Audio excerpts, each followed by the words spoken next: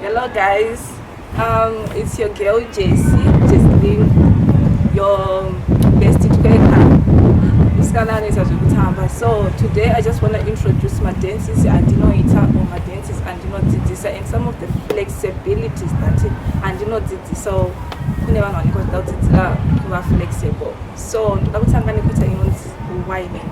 So let's whine together. Let's go.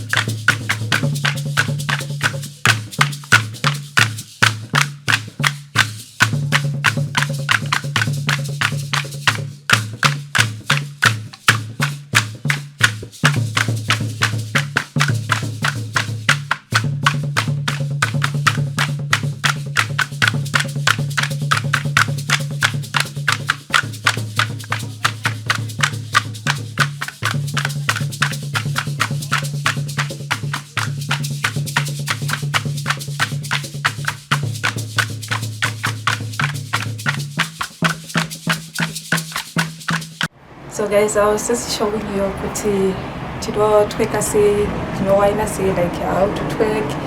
Wine I will say my sweets, headstand whining, and this was Ndinodzidzisa, and those are Ndinodzidzisa also. Classes you can book. I do online and offline classes for flexibility, whining, and twerking. So you are welcome, all of you. Then we can work together. And also don't forget to follow me on my social media platforms like Facebook, it's Jessy Dancer. On TikTok, it's Jessy811. On Instagram, it's Jessy_destiny. So don't forget to follow me. Don't forget also to follow me on my WhatsApp channel. It's just Jessy Dancer, your GT Queen. Thank you so much. Mbamidu takawanda sokuti. Takawandisa. Chivangani. Tunozosvika kana kuma 12. 12 vana chete. Vana chete. Baba 1 amai 1. Saka iwe uri chingani pa 12?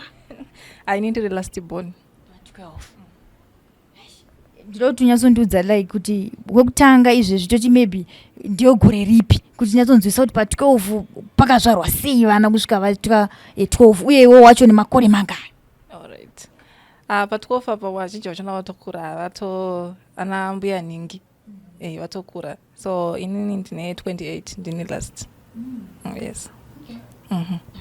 Muchikura makakurira kupi vana vesa? Tichikura takakurira kwaseke. Takakurira kwaseke cause ndo kumusha ndo kumba kwedu, so ndo kwakangokorera munhu wese achizobva achienda achinoita zvaanoitawo outside, like kana munhu wakura unotsvaga mabasa and stuff. So ndo kubva kwataita pamusha nekukura. Yeah. So like inini maparents akafa ndiri kadiki, so ndakazokura ndakuchengetwa na tete nana gogo nongoziya kana maparents asisipo ya. So ndakazokura ndakuchengetwa na gogo ndakambochengetwa na tete kusvika ndazokura.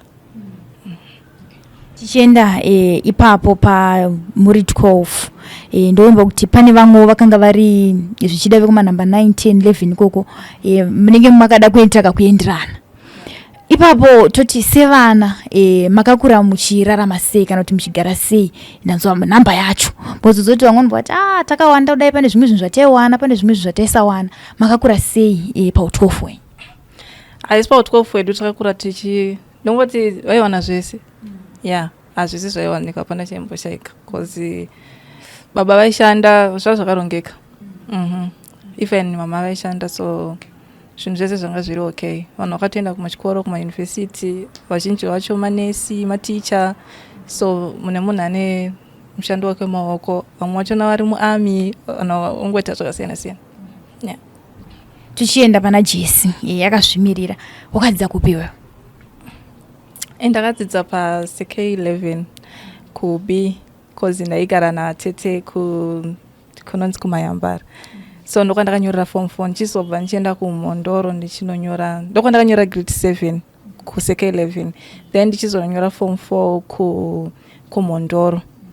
Ndichizobva kumondoro ndichienda ndiri mumondoro imomo ndakaenda pane inonzi Rio Tindo, ndokwandakazonopedzisira form 6 iri mumondoro mubayiro. Ndokwandakapedzisira chikoro. Tichienda ipapo pakuenda kuchikoro ndobva ndapinda mukeria yako. Handizoti mukeria yako kana kuti muchi imomo mutwerking and what. Tichida kupinda ipapo zvakatanga sei? Uri kuchikoro here kana kuti zvakangomuka kutongonzwa kuti nene body yangu I think iri flexible kuti ndiite zvenezvi? Alright. Ndiri kuchikoro. Ndiri kuchikoro ndisatamba. Ndakatonyarara. Zvakuti vanhu vekuchikoro vatonondoti aiwa nekunyarara kwako kuya. But vanhu vaizviziva ndana sekuru vangu vandaimbotiza navo tichienda kunotamba ngoma. Ndo vaiziva kuti musikana anotamba zvekudaro. So ndaitoti ndikaenda ndikanotamba ikoko ndaitopiwa mari, ndaibva ndine mari. Sekuti kwauya muroora, andimoziva kumamisha kunouya roora chichi. So muroora kauya kanzi ari kutambirwa, ndaitoenda nangogogo vasingadi. Ana sekuru vangu vechidiki vaiti handi taitotiza pamba nana sekuru vangu. Toenda ndonotamba todzoka tine mari. Ana sekuru vangu vaisati tikaenda nemusikana tikunodzoka tine mari ikoko. Saka ana sekuru vangu vaifarira kufamba neni chaizvo kana kune zvingoma. Then pakutamba atete vangu vandaigara navo vaitamba vaitamba zvokuti but vainyanyotamba like matraditional dance like zvinanambire ndowati but vaitamba. Saka zviri mufamily zvekutongotamba izvi zviri muropa. Zviri muropa, mutsinga, mubhonzo, skeleton zviri muskeleton. Zvekutamba zviri ndezvedzinza. Ukandibvunza kuti zvakamira sei ndongokudza kuti aiwa ndezveropa. Uchitanga iwe ndazva uchiti vana sekuru ndo vaitokutora vachienda newe kuno zvezve kuti pagamuchirwa muroora kuda kutambwa ndowati first time yako iwe yawakaenda kana uchiri kuremember kana kuti wakanopiwa mari kwakanga kuri kupi kwekuti maybe kumuroora here kana kuti kwanga kune imwe function first time yako iwe kuzoti saka zvinhu zvinotobhadhara naye and iwe wakafeel sei? Alright. First time yangu yakanakidza because takazosara tosvika ikokoka ndaitya because takatiza kumba. Takatiza gogo tikati ndakangoti ndakwenda unorara. Vamwe vakati takwenda tese takwenda unorara. Sekuru akati haisi takwenda takwenda kungoma kune muroora angauye kune imwe village. So pakuzobuda vatangosiya tangofarawo madhoo nongosiya zvekutiza pamba zvatinongoita kana tiri kumamisha. Saka tava murodhi tazasangana nezvimwe zvonzi zvimasengu like zvipoko ndova zvatimhanyisa. Zvipoko here kana zvigure? Noti zvigure, zvipoko chaizvo like zvimasengu zvakareba so. Saka tiri tikamhanya tichiona chakumberi kwedu. Isusu tikumhanya tichienda wachiona chakumberi chasvika. So takaramba tichingomhanya because haini ndaifunga mari because ndiziva kuti ndikaenda kanotamba mari inenge ichikandurwa muroora imwe inenge iri yangu toita hafu nemuroora. So handisina kuhaiona sinese but ndaida kutongoenda just kungonofarawo nevamwe like kungogamuchira muroora but at the end of the day ndikatongosvikawo ndikatamba ndinotongowina nekutongotora mari United. Ipapo uchongowa nemakore mangana? Ipapo I was 14. Yeah. 14 ndanda tunopinda mu15. Wautofunga kuti ndofunga ndikanotamba inini muroora yake yangu hafu ndatokalculata ndatodzana sekuru wangu kuti hafu muroora hafu inini.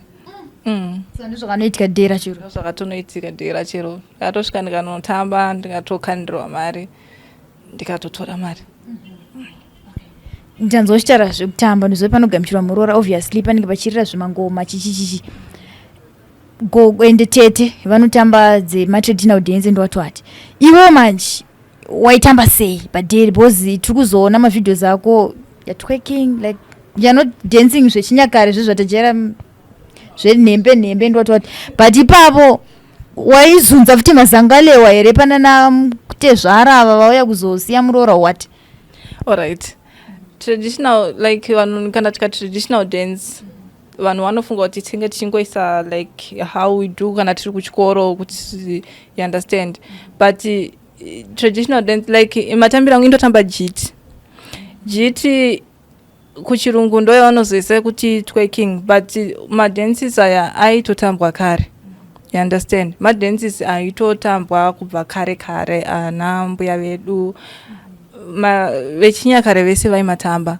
It's only kuti these days it's advanced but takutomalimita also because tinge tichitozezawo kuti vanhu vanozoti zvakati you understand zvakafanana nekuti kare vanhu vachinokumbirira mvura vachiita sei ana mbuya vedu vaitoenda vachinotweka you understand yes vaitoenda vachinotweka vaitoenda vachinowaina but maitira vaiita akasiyana nekuti avo ndiye kukumbirira kuvadzimu. Isusu edu tinenge tichitamba zvekuentertaina and stuff so edu are advanced aya echinyakare but it's same dance it's same traditional dance because ndezvechinyakare inongonzi jiti yese ijiti kureva kuti masong ekumusha anotambwa pachiridzwa ngoma anotambwa pachizunza mazakwatira ndosaka muchitonzwa panoimbwa kunzi zunza mazakwatira masong iyoyo takatozvarwa ariko so ainzi mazakwatira achona mai ndiwawo mazakwatira yeah.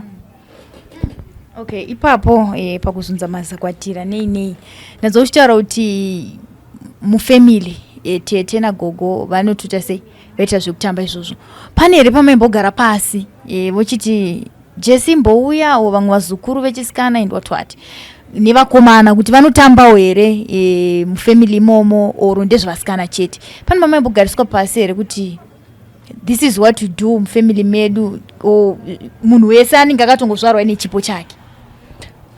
Munhu akazvarwa nechipo chake, so iwe ukaona kune chipo chako zvandotokudza kuti vamwe vemufamily mangu vatori manesi anotobaya jekiseni, but ini ukatonipa injection yacho kuti ndikubaya handitozivi kuti rinobayiwa sei. Ini ndikatomutorawo ndikati uya ndikutwekese, anototadza kuziva kuti kutweka kwachona zvinofamba sei. So it's not like havagone kutamba, vanogona kutamba but matambire edu nezvipo zvedu zvakatosiyana. Saka iwewe ndiwo wakazongoendawo above like darika vamwe panhau dzekutweka idzi? Yeah, exactly. Zvangu zvanyatsono mumongo, then I realized that I can do this. Yeah. Okay. Wazobva kuchikoro nanzwa kuti wakatanga tongoti 14 15 somewhere there. Wazobva ipapo iwewe wawana first mari yako, watambira muroora, zvinoramba kazvichipinda musystem, wakuda kuramba uchitambira varoora vevanhu ende watwai ko vanhu vacho vepamba paunenge waenda unotambira muroora havana kukuhaya, havana kukudaidza, then boom Jessy atosvika akutota sei akutozunza masakunga leo vaizoti chii vachikuona uchipefoma pamaroora avo? Vaitozvifarira because vanhu vanoda entertainment. Kana pachiitwa zvinhu zvekufarwa munoitawo zvekufara, asi zvakasiyana nekuti ndava ndasvika parufu pari kuti munhu andatanga kuzunza mazakwatira hazvina musoro, but kana pari pakufara tiri kuita zvekuita sei zvekufara zvekuti zvinhu zvese zvinakidza. So vaitozvifarira ende vazhinji vachinongwa kutoti dai musikana uyo kwaninga ambouya, dai musikana uyo kwaninga ita sei auya, but neyekuti ndaendawo kuchikoro besides izvozvo ndaenda kuMaSowe, so zvanga zvakaipa. Ipapo manje ndipo ndinobvunza kuti uri kuenda kuMaSowe uku time tuzokona kutambisa mazanga leo zvaifamba sei? Boso zoti dressing MaSowe anogonosiyana. Ndichida kubvunza pa MaSowe ipinda yakanga iri chechi ipi? MaSowe chishanu. MaSowe white. Wabva mugemens takuona kubva kusvika maybe kuma12 1 wadzoka kuchechi wabvisa gemens, kuma4 kwambuya Pearson kune muroora mutsva auya. Zvaizobatana sei apa? Vanhu vaizoti chii vambokona kuchechi then later on wozokona kuzudza mazangwa leo zvaifamba sei? Bosi kuchechi wozoti kana uri kuchechi kuMaSowe dzikisa zvakochi what do you call this, kuchikora muzura? Yes, manheru or time wakuzunza mazangwa leo zvaizobatana papi and community yakutora sei pawaita zvenezvo? Nandichiri mudiki, nandakudza kuti I was 15. Yeah, so kuMaSowe vaitondidawo because ndine zvandaitoitawo kuMaSowe zvaitoita kuti vatodawo attention yangu, asi zvekungoma tisingaende everyday. Kune pazvinoitikawo sometimes, it's not like zvinoitwa everyday. So ndaifana kubhalansisawo kuti apa ndaenda kuchikoro, so ndaifana kubhalansisa kuti kuchikoro kuMaSowe zvekungoma zvinoitwa kumanheru hazvina basa. So kuMaSowe kwanga kwakandikoshera because ndine zvandaitawo ikoko zvandaitodirwawo zvekuti ndaifana kunge nditoripo each and every time, like every day. Every day maitoenda MaSowe? Every day, because pamba pedu nepaMaSowe kwanga kusiri kure. Pamba pedu pari panapa, paMaSowe pedu panga hatingamboti padhuze zvakuti nditori pamba neishona zvinenge svika muMaSowe. So panga pari padhuze. So ndaitofana kubhalansisa kuti zviri kudiwa kumba, zviri kudiwa kuMaSowe, zviri kudiwa kuchikoro. Ndava nekacuriosity kuti ndinyatsozoti kuMaSowe chaidirwa kumwana ane 15 years chii? Chawaita iwo chawaiti kuMaSowe pane zvavaitondidirawo futi chii kuMaSowe? Alright. kuMaSowe kandisazodhivisa kuMaSowe taingoenda taingoendawo tingonoita sei tingonobatsirawo vanhu batsira vanhu. So taingonobatsirawo vanhu batsira vanhu nekuimba. Ndinoimba chaizvo. Ukandisa paMaSowe ndikaimba hamwe yaunodzika. handinotoimba chaizvo. So ndozvavaindidira kuMaSowe izvozvo. Saka but kuti unogona kuimba, unogona futi kutweka on the other side. Saka zvese zvinogona kuita sei? Zvese zviri pamunhu one, but inhau yekungoti handisati let's say vanhu vanojaja zvakasiyana siyana, so you end up wasiya chimwe wakukontinua nechinhu one. So because munhu akazokuona wakapfeka garments obva kuona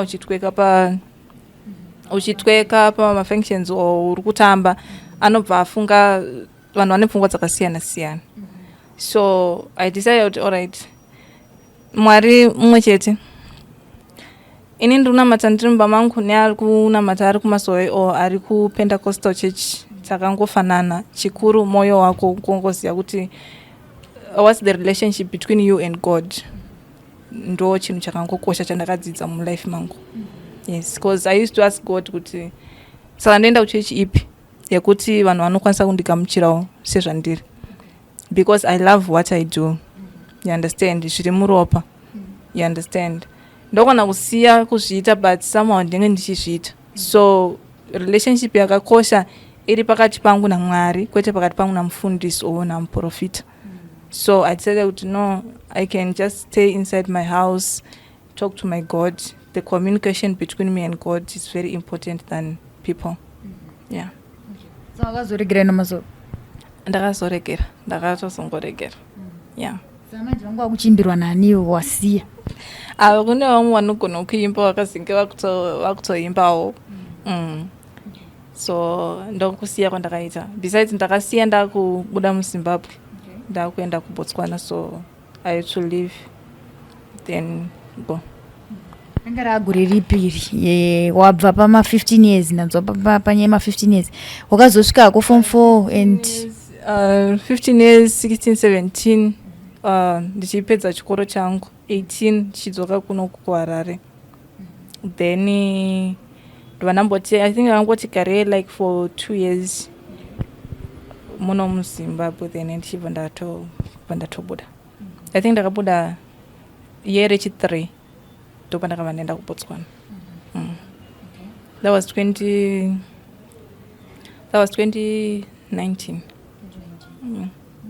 Okay. Uenda kuBotswana twerking yakamira here? No, ndasvika kuBotswana inambomira twerking. Cause ndasvika kuBotswana ndopa ndakatanga kunyanya focus on social media, because when I was here muZimbabwe and ndisati ndakuziva social media, pfungwa dzangu dzasatsa kutomboziva kuti there is something chinonzi social media. I used to dance ndichingowana mari but not kuti kune social media. Yeah. So when I get to Botswana ndasingatoziva kuti kune TikTok, kune Instagram, kune ndaiziva Facebook, ndo ndakatongokura njiziya. So TikTok ndakavhurirwa nekamunin'ina kangu, was like pane inonzi TikTok, you can do your videos and post them. I was like zvine basa reko. And my first account akatoicreata nezita rake, because inini ndandisingatoziva kuti zvinoenda nekupi zvichibva nekupi. Then ndobva atanga kuzondidzisa kuti you use this. I was like okay, cool. So ndakatomboita I think months ndichingopostawo, just kungoposta nyana. Then that account ndobva ndatoishaya. Then I opened my main account. Ndo ndatanga kuposta ndichiposta. Main account ndo yandaishandisa like kupinda pamalive, ndichitamba pamalive and stuff. So you know social media unosangana nevanhu vakasiyana siyana, unosangana nemashoko akasiyana siyana. Vamwe vanenge vachiti ari kutsvaga varume, vamwe vanenge vachiti ipambi, vanhu vanotaura zvakasiyana siyana pasocial media. So iwe ndounoongoziva kuti ndakavingei pasocial media. You understand? So ndo zvimwe zvinhu zvakaita kuti ndirambe ndichingoita sei ndichienda viral. So ndakazoita first video rangu, not first video, ndakazoita one video rakaenda viral. Yeah.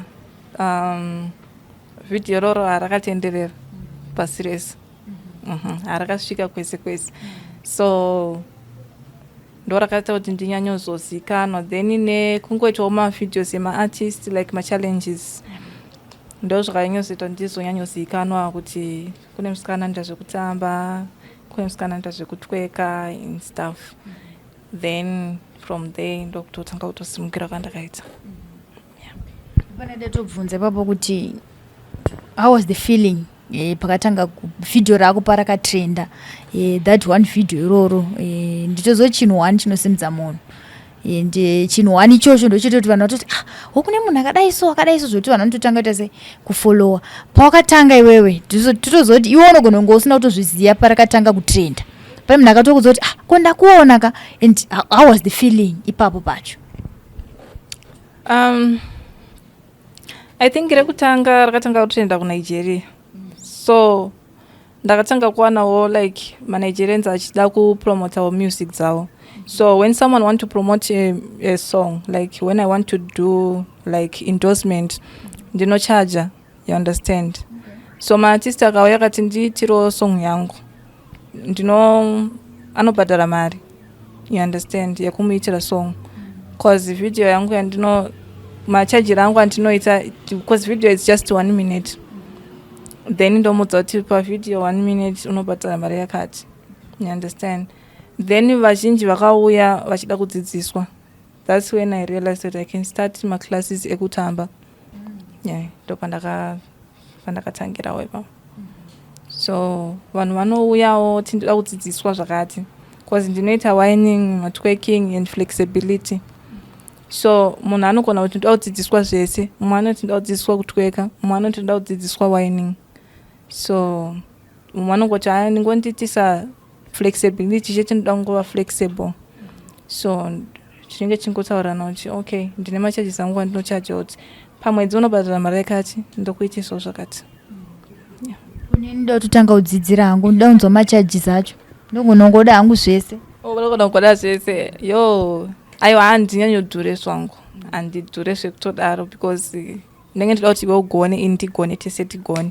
So maclasses angu inini anoita $50 per month. So ukangobhadhara $50 yako, kana uri muno muHarare unongotaura neni pafoni, then totaura kuti zviri kufamba sei. Vari kunze kwenyika ndinoitisa ma-online classes, so ndenge ndichidzidzisa online. So it's $50 iyoyo, andina ma-prices akasiyana siyana, but kana wakuda ma-advanced ndoatingeta kuzoenda kuma-headstand whining, iwayo anocosta, because it requires a lot of energy, strength, and you understand. So anoda ndoanoti dhure ndo ma-advanced. Yeah.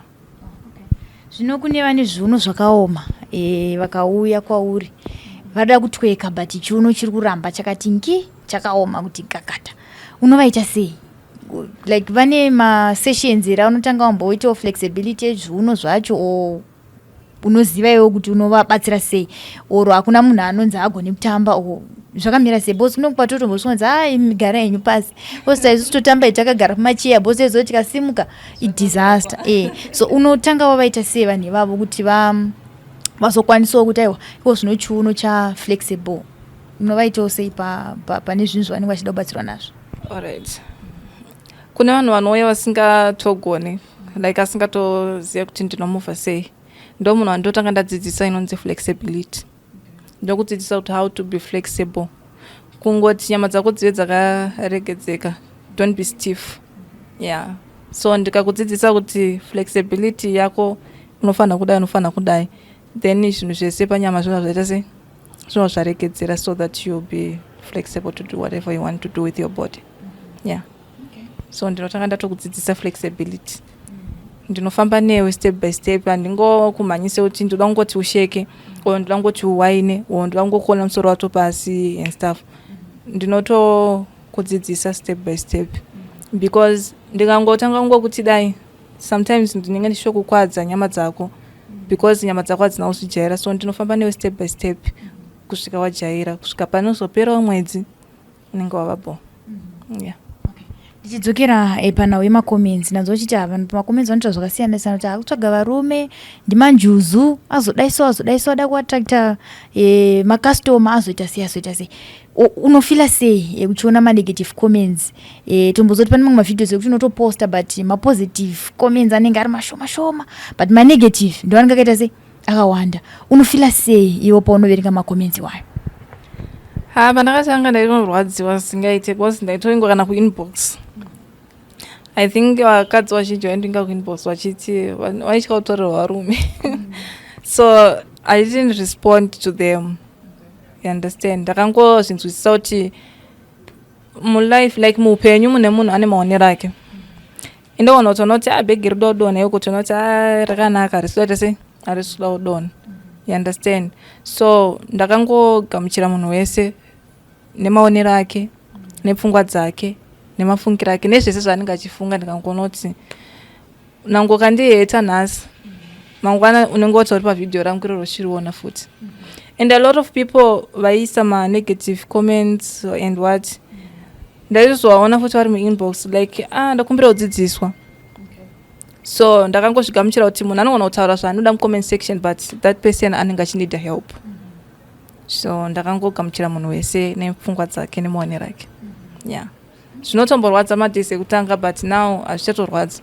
Nyange kwaiva chikanda comment yakaita sei haitombondirwadzi because ndatozvijaira ende ndinongokugamuchira nepfungwa dzako nemaonero ako. Takatarisa ipapo pamacomments. Ndifunga pane imwe post yandatombotanga across painsta pako yanga ina Natasha Nyemba then pawaiswa paside payanzi ndiyanoda kuspenda naye here night and something like that. Ndikati but uriwe irimwe hama yako iri kuona oro ndimai vako whoever relative yako iri kuona munhu achikombewa. How do you feel muchikombeiwa vasikana? Tozoti even kutobhulwa pasocial media it's a crime but vanhu iko zvino ndozvo vari kutoona zvikutomeka maviews nekutobhula vamwe vanhu nekuti munhu aunetsane naye but munhu anongogridha foto rako nemumwe munhu then makutotanga kutosanganiswa brain ningi nanhingi. Iwewe uri papicture ipapo uri kukombewa unza uyu nauyu ndiana ane mazangale wamahombe and then what? Iwe wacho unofila sei uriwe uri paposta ipapo? Social media usati ukapinda pasocial media usapinda nemoyo. Ukapinda nemoyo unoita depression. Vanhu pasocial media vanotaura zvavanoda. You understand? So vanongoona zvatinenge taposta pasocial media but they don't know what is behind. You understand? So isira post uchindimoka or uchindicompare na someone, ndinotokomenta something nice papost yako because I don't even care about it. Iwe ndo uri kutofunga pfungwa dzako. Because what I realize is ndira kungotaura zvangu but pfungwa dzemaZimbabweans zvakafanana whining and twerking. Kana ari Rihanna or Beyonce anenge achitweka akapfeka kathong, you will see a lot of Zimbabweans there. This is nice, this is cute. But if you're a Zimbabwean uri kuzviita vanoya vachimoka vachituka vachiita sei. You understand? So and kana wakuzikanwa havachambokutuki. Vanenge vakuzvifarira. So ndosaka uchiona kuti vanenge vakazara kuna Rihanna kuna nani comment yaya ikatolaikwa naRihanna anotoiscreenshot otoisa pastatus kuti I like. You understand? But kana ari mwako ari kuzviita it's bad but kana vari vamwe it's nice. So ukangoziva kuti pfungwa dzemaZimbabweans dzekuti art, they don't know art. What is art? You understand? What we do is art. It's not like we do it to attract men or to get varume vese. Haupedzi varume vese vari munyika. Because pazuva unogona kuwana kana 1,000. Are you going to get married to 30,000 men or to 1,000? Are you going to respond to all of them? No. What we do is art. We entertain people. That's the purpose of social media. You understand? So tinongosvika pasocial media, then we do what we do and go. Vanozosvikawo vachikomenta nepfungwa dzavo ndovanenge kutongofunga zvisina basa because all those stuff that we do, it's culture. Jamaicans whining, like my Jamaican dance, it's just whining and twerking. You understand? Then mama dances wandinotoita mamwe acho ndakatosiya zvafanana nebhakati dance yekusouth. Ndakaisiya because ndakaona kuti munhu wese akutongoita footwork. You understand? Then I decided, okay, what they don't want ndo zvandiri kuramba ndichiita. You understand? That's art. Because art handingati ndikuona kuti uyo ari kuimba zvakadini ndati okay saka ari kuimba zvakadini ndinoimba zvaari kuimba. That's not art. Unenge kutokopa someone. So do your own things. Yeah. Kumedza tombo yanyoona unzi vanhu ava nehama here wai vachita so wai vazoshama wai vazodi macomments wayo iwe unomagamuchira sei? Kusaidi kwangu ndakatongoona kuti indaposta pasocial media hama yangu kana ichindifollowa pasocial media sekusocial media ndezvekusocial media. You don't need to tora zvinhu zvekusocial media then you bring it into personal whatever, then you start asking me things zvepasocial media. You understand? But ukandiona ndifamba muroad ndakapfeka thongo G-string unotonditi naiwe zvashata. You understand? But that thing is just for entertainment, ndizogumira ipapo, then I have life. Yeah. Community wise wadzoka kuZimbabwe uri kwaseke and vanhu vanototi ndimusikana wekawo maybe vamwe vanotanga vachimbofungidza kuti ndiye utona vanhu vabata mafoni vachifananidza kuti anenge ndiyo. Hapana here pekuti unotombosvika pakukonfront ndonzi ko ndiwe kaiwe ndakakuona uchitweka kana uchiita sei ende wewe pacho papa unobvunzwa ipapo, how do you feel? Vanhu vomba kada vanhu vandotamba, family yangu inoziva kuti ndotamba, so I don't explain anything to people. If you want to watch it, go and watch. If you want to learn, I will teach you. If you have other mind about my videos, just to do whatever you want with them. So because ukada kuexplaina kumunhu wese unoexplaina naZimbabwe yese, unoenda kuSouth unoexplaina naSouth Africa yese, because everyone anongada kutonzwisisa ende munhu anotofunza. Ndavana ndikatoona munhu anogona kuti iwe unoimba sei kwewe, ndinotomubvunza. But munhu akada kuexplainira nyika yese, zvinobuda. So just do what you love to do. Yeah. Another question, pane mubvunzo watikabvunzwa zvaita kuti tizokutsvaga kuti rege titsvage Jessy natsonzwisa kubva kwaari, maybe ndiye angatova nemhinduro. Vamwe vaiti muchibvunziro Jessy kuti akaenda kuchina Mwari here or what happened to her, zviri muropa here, zviri bloodline here, or akatoenda kubhinga akanobatsirwa ikoko, because zoti vane kubhinga vane time yavanoenda kavasikana vaya vanobatsirwa vanoita china Mwari then they come back. Saka vanhu vaibvunza kuti Jessy madhensi ake zvese zvaanoita symbolism yacho china Mwari. Saka vaibvunza kuti wakaenda here or what? Andombokuziva kuti kwakapira sei. Andomboziva kuti kuchina Mwari kunoitwa sei.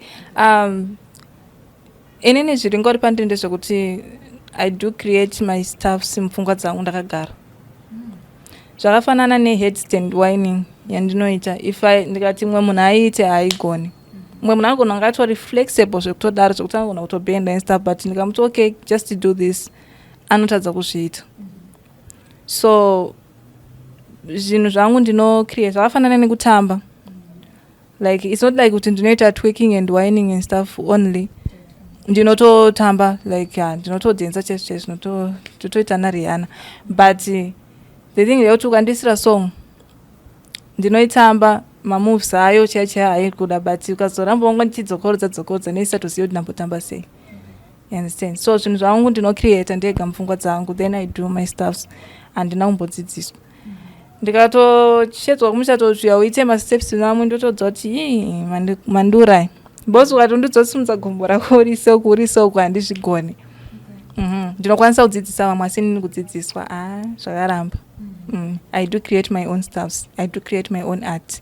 Then I do it. Yeah. Zvekuya wataura zvemusoro kuti zvangu ndinongocreata ndega musoro.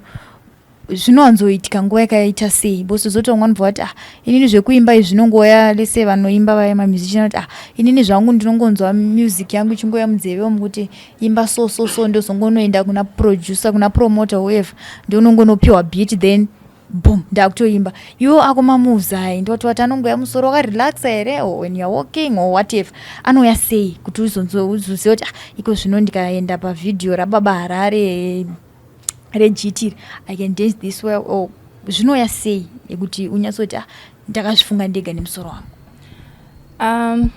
Inini zvinongoya ndiri kunyepa, because ndikada kutaura zvinoya sei ndikatongoteerera ukandipa song yako kana kuti 1 or 2 kana ndikateerera kusong ndotongwa kudza kuti song iyi inoda kutambwa so ndakagara. Handitombonide kuti ndoti rega ndimbofunga kuti inoda kuzotambwa sei, handitombofunge. Ukatongondisira ndotokudza kuti song inoda kutambwa so yakadai song yatita sei zvatofamba. So sometimes wamwe ndakatorara kumba ndikatoshaya hope ndotomuka maearphones angu music yangu ndakutotamba yeah ndinenge ndichingotambawo but not kuti ndinenge ndichirekoda but sometimes ndogona kutorekoda something chekuti chinotoenda viral but pfungwa dzangu dzinenge dzisitombori pakuti chichaenda viral but ndinenge ndichitongozvitura sometimes for fun but that thing chotoenda viral because ndinenge ndangocreator then I said okay ndikanimboita kavideo kekasong kekai kandinakidza ndotoita then kavideo kakutotrend yeah saka nje vapi vamwe ndazoshara zvekutoka tocreata magroups ekuti munogona kutodzidzisa vanhu and wati pane here vamwe vevanhu vekuti unototi itori product yangu iyi kana kuti iko zvino ndakadzidzisa vanhu vangani o ndane magroups mangani abuda sofa o ndine vamwe vanhu izvo zvandiri kutodzidzisa kubva pawatanga kudzidzisa vanhu wabatsira vanhu vangani sofa ndatibatsire vanhu vakawanda especially kumaladies maladies vari kuuya vakati one day you understand because isusu I do also twerking and whining but there's other other way deeper than that so kana vakadzi vakauya I do love to help my ladies you understand yeah so kuBotswana ndine branch then kuSouth ndine branch so pandakabva kuSouth ndichiya kunoko I wanted to create another one here in Zimbabwe because kunoku ndanga ndisina since I left Zimbabwe ndandisina create anything I only opened kuBotswana and kuSouth yeah so kuSouth ndine vanhu vakawanda vandinotodzidzisa vamwe vachina vakutoitawo vachitoposta mavideos avo nekuBotswana also so izvezvi vamwe vakadzi vakutonditsvaga kuBotswana kuti inhaiwe chidzoka takukuda like handisati ndatombogara one so vanhu vakutonditsvaga kuti chidzoka kuBotswana takutora tamirira maclasses because they do love to do it they enjoy it it's something that is funny but you are learning something it's not like it's about to to satisfy many and stuff but health wise munhu wemukadzi ngova munhu ari jacked up anongovawo you understand zvinodzivirirawo zvirwere zvakawanda yeah you look younger also because paunotamba unosweta and china dzedze dzinobuda muropa so yeah so vanhu ngavadzidze kutamba vachiexercise so vagare vari fit and strong yeah 28 years sure here kana kuti ndanchi I'm 20 years one ndazonzwisisa manje pakuti if you twerk or if you dance unoramba uchiluka chi before vanotofunga kuti ndiri kamwana kadiki vamwe vanoti you are 22 I'll be like no I'm 28 this year nechitopinda I'm 29 yeah so I'm old enough and I'm mature a lot of people vanofunga kuti ndezvo vanhu vadiki izvi muchazozvisiya kana makura asingazoziva kuti ndakutopindawo mu30 manje ndatopindawo mu30 nendatokagogo so a lot of people they don't even understand that yeah havazvinzwisisi and besides I have 2 kids boys vana vatokura so hazvioneke because ndino exercise every day daily it's not about how you satisfy men health wise you look younger strong zvirwere hazvimbokubati ngoti nguva diki wakosora nguva diki ndazoita flu nguva diki just exercise let that sweat that dirt come out wobva waita munhu ari fresh yeah ufanele tobvunza ipapo kuti personal information omati iri personal iyo handikwanisa kupindura its personal but ndanda kutototi iyoyo personal information kuti is Jessy married or what she looks young and what sandada kubvunza kuti pandatozonzawo chiti ndine vana 2 ndikati kozva ndanga ndatokanganisa nchiti maybe munhu she's still searching or what vana 2 vana vangu vatokura yeah firstborn and makuru firstborn ane 11 yeah okay the second one ari kupinda mu10 inini ndiri kupinda mu29 okay so saka secret iripo ndeyekungoti just need to make your body flexible then unoramba uchiluka aikona kungozviita munhu aringori undundu so you understand iva munhu akangosununguka so because ukava munhu akasununguka everything zvinongoflow manje ukazoita mambuya kwirindindi ungogara wangofuta mhepo dzese dziya dzinongova dzingoswogarawo pauri so just be flexible even in mind and everything ndosamuchizona mumwe anotanga kuzvimba makumbo anotanga kuita sei it's because of that. You understand? So munhu wemukadzi ngova munhu reject up. Ndozvandinokurudzira kuvakadzi veyangu. Besides kuti we do these things or to satisfy men, varume vakadzi vanoti I want to do it for my men and stuff, vazhinji vacho vanoya kumaclasses. That one can help. I don't want to lie. It helps.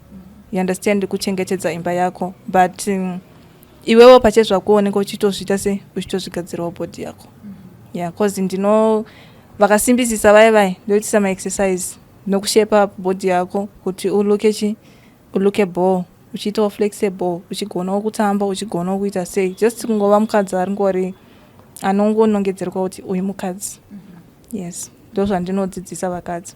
Ndiri kamwana kadiki but ndinovadzidzisa kuti zvinhu zviite sei, zviite zvakanaka. Yeah. Vamwe vanobva vati vasikana vai vatanga vesocial media vada kuti paradzira dzimba dzedu, chii chavari kuita, vakuzodzisa mukadzi wangu this, because vamwe varume vanenge vasingatozivi kuti vakadzi wavo vari kuenda kuna Jessy nerweseri, vasingatozivi, maybe vanenge vari kubasa. Mama izvezvi unenge uchiti vari kumba vatoenda zvavo kwaJessy kunodzidziswa kutweka, wazona tumwe tumastyle zvoshowa kuitwa, mama wakungotweka every, vakungoita zvinhu zvingori fani vakungodidi, havazonzwisise manje kuti what's going on. Saka pane here advice yaunogona kupa kuma ladies waya anenge auya kuzoti ndoda kudzidziswa, maybe ivavo vanenge vakatoroorwa kudhara vakura, maybe vari kuma 30-40 vauya vari kuti ini ndoda kuita this for my husband.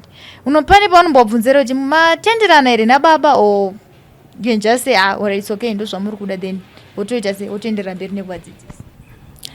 Ndakada kutaura 90% yevakadzi vandodzidzisa vanobhadharirwa nevarume vavo kuuya kumaclasses kwangu. That's the honest truth. Yeah, vazhinji vacho vanototi murume wangu aita payment here ati ndikuuya kumaclasses.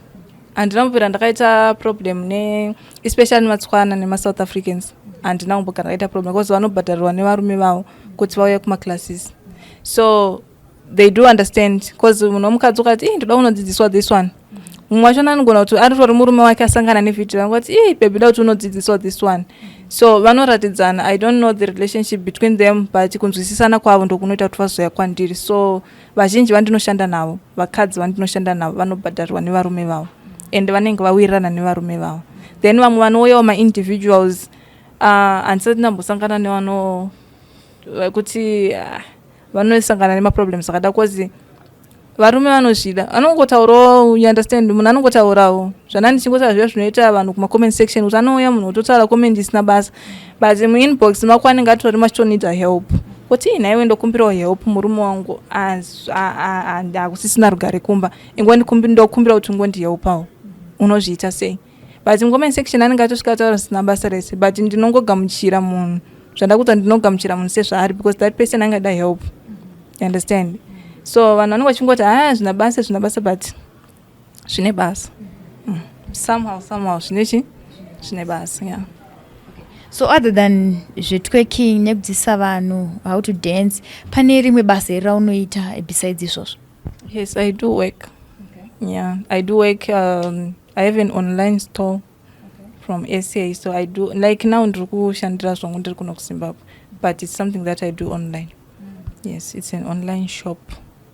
So ndinotoshanda. Chingoti uyai ndikudzidzise zvenyu, chingoita sei? Ndinodzidzisa kutamba, because basa rangu kazhinji ndinochita maclasses online, ndinoshanda online. So most of the time ndiri ngori online, so ndinotoshanda, ndinotowana salary. Ndotobirwa kuti murungu mari yakufanira kuti ichiita sei ichipinda. You understand? So I do work. Okay. Yeah. Zvotinotoitisa online. So vanhu vese vamwe vacho ndovadzidzisa online, like hamuna space yamunoti tikusangana pakati todzidzisana ipapo from time yakadai, or you can just say online tese toenda paZoom, toenda tese toungana, then you can just start doing matwerks ako, then ini ndiri kumba kana ndiri kwandiri koko, then chingodzidzirawo ndiri koko ndichitedzera zvaunenge uchiita, or unozviita sei? Okay, muno muZimbabwe I think last time ndakaitira paMuharare Gardens. Okay. Mu theater in the park. I think ndo mandicharamba ndichiitira because mune makasununguka. Yes. yeah, space and privacy also usimani wekuti munenge makanyanyozara vanhu. So I think that's the place I'm going to use. Plus it's CBD, munhu wese anongoziva kuti muHarare Gardens 30 the park hapana munhu anombokwanisa kuti ase kurasika, munhu wese anongosvika. But vari kunze kwenyika zvanaita Ndinodzidzisa vari kunana America, Canada, vari kunyika dzakasiyana siyana. Zvakafanira kuti navo handisi kuBotswana, kune varimwe vari kuBotswana vane waida kuitiswa, ndinovaisa online also. Kune vari kuSouth vanenge vada kuramba vachiisa, ndinongovaisa online also. But vandinavo kuno in person, we can meet, we arrange, then we do our classes. Yeah. So branch muno murazovhurwa. Yeah, rakavhurwa. But I'm still arranging. There's a lot of stuff that I want to fix there, but I'm still arranging. Yeah.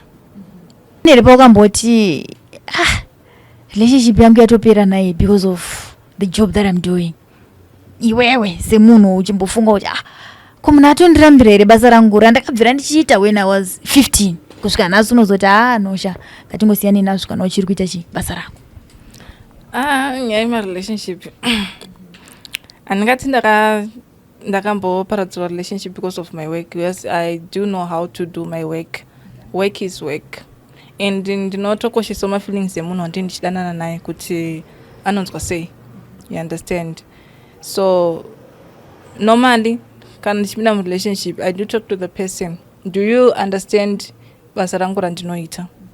So if you do understand, we continue that way, because ndenge ndiziva kuti unozvinzwisisa and hausi munhu anozondinetsa pamberi apo. But so far munhu wangu anofarira basa rangu, anondisapota zvisingaiti, handidi kunyepa, anosapota. Ipapo ndo pakatonaka bosi zoti vamwe vanobvanza shamari nebasa rauri kuita here handizozvikwanisa hangu kuti adii tangozvisiya heduwo tako zvebasa rako. Apa vanobvanzika choose between me and work, apo unenge wa in between manje kuti saka ndoenda kupi. Ini munhu wangu anotondifunza kuti nhasi uri kuita sei, basa rako rakamira sei, maschedules ako akamira sei, une ma-online classes here, ndinototengerwa data. So ndinotobvunzwa kuti nhasi uri kupinda mutown, uri kuneona maclasses, uri kusangana nani. So munhu wangu anondisupport and anorespect what I do, because I do respect the person and ndinoconsider ma-feelings ake. So ndine migano, ndinokoshesa basa rangu asi ndine migano yekuti ndoziva kuti ndinogumira apa, so that relationship irambe yakanaka semunhu akanditrust from day one achiziva zvandinoita. Ndobva decide that okay, I love this person nebasa rake nezvaanoita, so let's continue that way. Yeah. Pane nyaya inonyanyoita kuti vana vasikana vasanyanyowanikwa vaine fame yakanyanya stereki.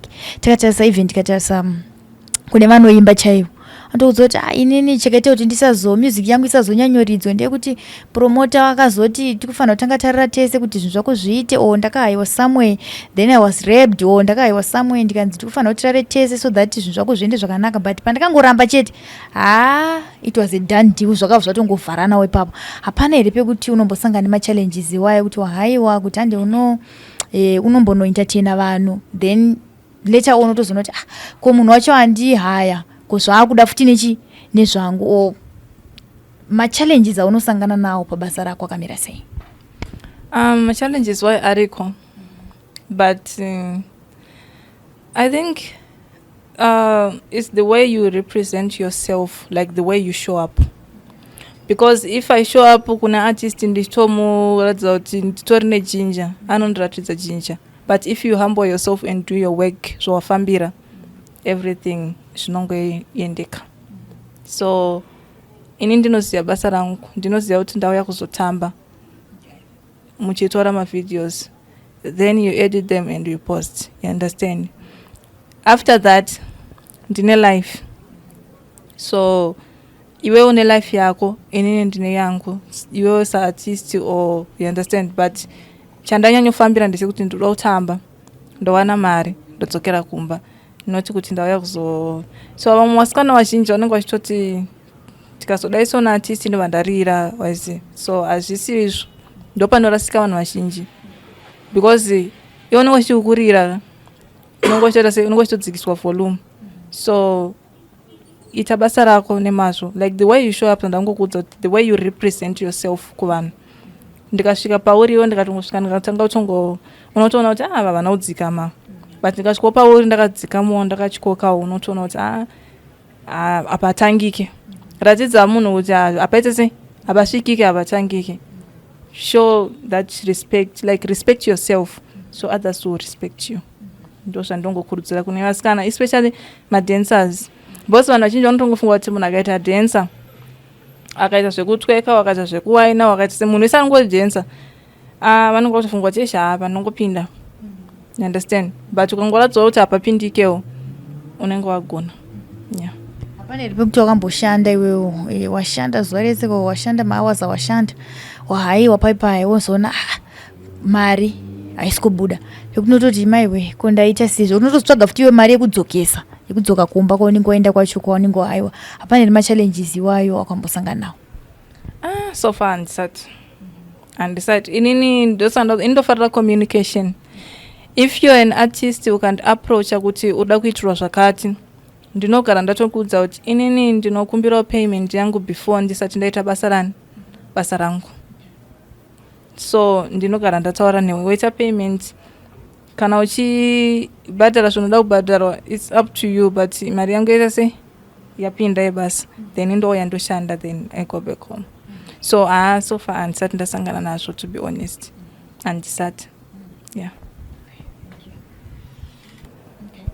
Nasi zvingaitira kuti ushofamba kuya kuno tabva nekukutsvaga ndifunga minoti anenge yakareba seti ngoti nai musikana uya nemusikana woenda futi usina kutidzidzisa kutweka sekuti araona mboitenda ti vanhu vakatopa chichemo vakati aimbotsvagire musikana uyu ambonyatsotiudzawo kuti zvinhu zviri kubva paiko zvinofamba sei. I think there's this video rera vakatotitumira uine this dress here should be red green like chiri dark so uchidira I don't know it's wine or water I don't know, and then you were busy twerking vakati timbotsvagire musikana and havakasenda zvinhu zvakawanda vakati timbotsvagire musikana munyatsomubvunzisa kuti zvakatanga sei ndezvemufamily here o so tataiwaka kana auya nhasi hatisi kushandisa mavhidhios amati paya anokuitirai then toona kuti shuwa ndiye here o paanenge ari ega uko aine zvaanenge aita meno whatever mashishishi so that munhu anongokwanisa ngoti ndoda kutweka nhasi. mazuva ano kwani zvakawanda zvinoitika ka munhu anenge aine kanhu kake uko ka dono kanongoti ita kuti nditweke munhu otoita se ototweka totoshati izvi zviri kutweka nemunhu here asungirira chiko muchinobva nhasi ati face to face asina anamboenda kumba asinoita se tongomuti gara apa titaure after tataura kuti chimbotitwekera toona kuti shuwa ndiwe uri kuita se uri kuita mabasa kandi atokubata pasina no turning back. No nasinda isina dress ka andogona ukutsvagira Zambia nasi musikana uya asina dress au yakapfeka majini zvinotwekeka tongoona idwe mujini acho it's okay that vanhu vangono chido changa chiripo emujini totopfeka majini kana tifamba kuti asizofamba chitweka muroti because hana order anoda kungotweka handisi kumbokuziva tototi utweke ndingaende shuwa ndingaite shuwa kutaura kwese uko ndichingotaura zvekutweka unozoti koinga hana kutweka ndozova tichizva anodzoti anotweka the other day mwe musi achauya achizotitwekera hanasina ndafamba sina hembe dzebasa vanhasina ndangoya ndakadai so ndikangoti rega ndisase rega ndisvike but anonzi mahead chiyaya wanga uchambotaura dono head stand aiwa yaatombode dress hadi dress aiwa ndinotoita zvakanaka hadi dress it's okay tinotenda saka iko zvinorega ndikupe mukana remove the chairs so that you can show us zvaunoziva chaizvo chaizvo.